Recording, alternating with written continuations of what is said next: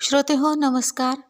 आज आपण पाहणार आहोत श्रीमद भगवद्गीता 7व्या अध्यायाचे महात्म्य. याचे पठन केल्याने, पाठ केल्याने किंवा महात्म्य ऐकल्याने काय होते, तर माणूस पापापासून मुक्त होतो आणि त्याला मोक्षप्राप्ती मिळते. तर ऐकूयात श्रीमद भगवद्गीतेच्या 7व्या अध्यायाचे महात्म्य. भगवान शिव म्हणाले, पार्वती, आता मी गीतेच्या 7व्या अध्यायाचे महात्म्य सांगतो, जे ऐकल्यामुळे कानाने अमृतपान केल्यासारखे होते. पाटलीपुत्र नावाचे एक दुर्गम नगर आहे. त्याचे प्रवेशद्वार अत्यंत उंच आहे. त्या नगरात शंकुकर्ण नावाचा एक ब्राह्मण राहत असे. त्याने व्यापार वृत्तीने पुष्कळ धनसंचय केला, परंतु पितृतर्पण आणि देवतांचे पूजन कधीही केले नाही. तो धन मिळवण्यात नेहमी तत्पर राहत असे. तो राजाला सुद्धा आपल्या धनाचा काही भाग देत असे. एकेकाळची गोष्ट आहे, त्या ब्राह्मणाने आपला 4था विवाह करण्याच्या उद्देशाने आपल्या पुत्र आणि बांधवांसोबत प्रवास केला. रस्त्यामध्ये मध्यरात्रीला तो झोपत असताना एका सापाने येऊन त्याच्या हाताला दंश केला.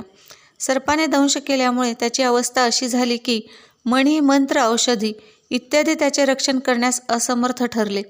त्यानंतर काही क्षणातच त्याचे प्राणपाखरू उडून गेले. बऱ्याच काळानंतर तो सर्पयोनीमध्ये उत्पन्न झाला.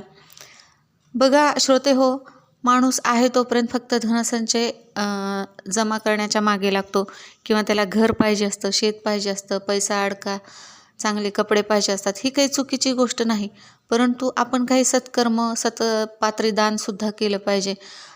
दानसुद्धा कोणाला केलं पाहिजे, तर ज्याला गरज आहे, जो खरंच योग्य आहे त्यालाच केलं पाहिजे.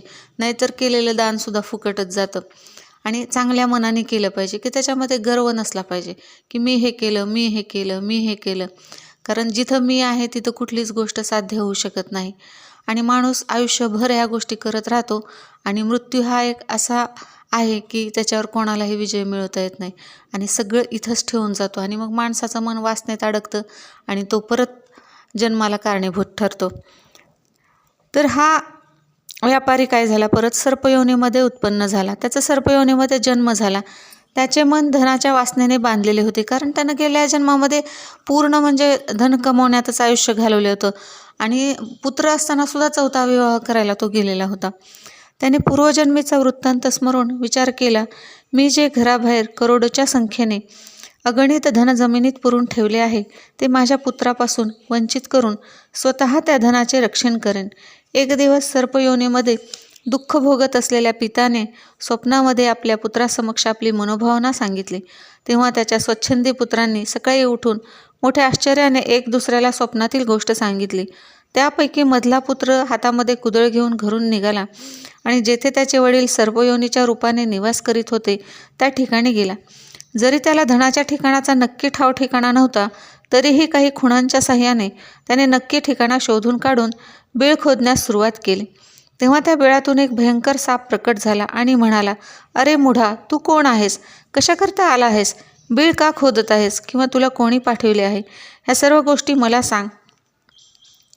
पुत्र म्हणाला, मी आपला पुत्र आहे. माझे नाव शिव आहे.